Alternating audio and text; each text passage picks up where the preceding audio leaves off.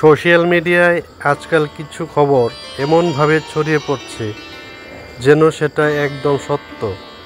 সম্প্রতি এমন এক খবর ভাইরাল হয়েছে, বলিউড অভিনেতা ধর্মেন্দ্র নাকি মারা গেছেন।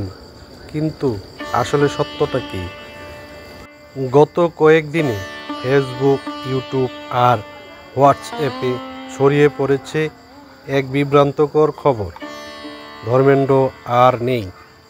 অনেকে এমনকি নকল ভিডিও বানিয়ে তাতে দুঃখ প্রকাশ করছে। কিন্তু বলিউডের কিংবদন্তি অভিনেতা ধর্মেন্দ্র এখনও জীবিত ও সম্পূর্ণ সুস্থ আছেন। তিনি নিজেই এক ভিডিও বার্তায় জানিয়েছেন, আমি একদম সঠিক, শুধু গুজবে কান দেবেন না। এই ধরনের মিথ্যা খবর শুধু মানুষকে বিভ্রান্তই করে না, বরং একজন শিল্পী পরিবার, ভক্ত ও শুভানুধ্যায়ীদের কষ্ট দেয়।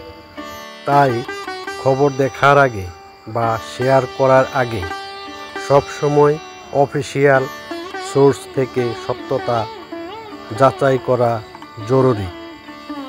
আমরা যাচাই করে দেখেছি, ধর্মেন্দ্রর কোনো মৃত্যু খবর বলিউড সংবাদ মাধ্যম বা সরকারি সূত্রে প্রকাশ হয়নি।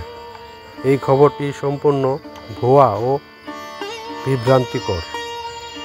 আপনারা যদি সত্যিকারে খবর জানতে চান তাহলে অল্প বিদ্যা চ্যানেলটি সাবস্ক্রাইব করে রাখুন। আমরা সবসময় যাচাই করা তথ্যই আপনাদের সামনে তুলে ধরি। মনে রাখবেন, শেয়ার করার আগে ভাবুন খবরটা কতটা সত্য। আপনারা দেখছিলেন অল্প বিদ্যা, জ্ঞান থাকুক সবার মধ্যে। ভিডিওটি ভালো লাগলে লাইক, শেয়ার, কমেন্ট করতে ভুলবেন না।